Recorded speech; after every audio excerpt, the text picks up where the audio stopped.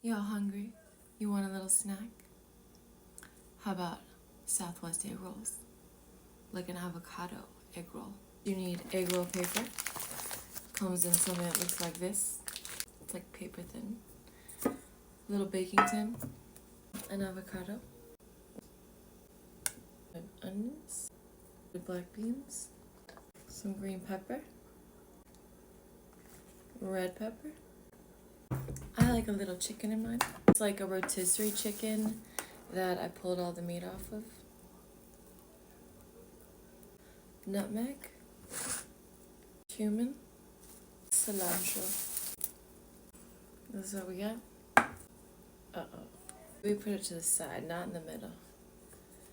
Okay, we flip the ends in. And pull it over. It's doing it. Ooh, ooh, ooh. Then we're gonna put this in the oven. Then you're gonna add a little sauce. Yes. Oh my god. Oof.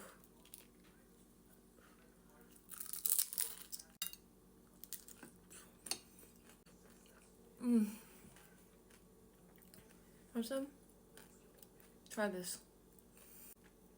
Yeah, okay. Remember to add salt.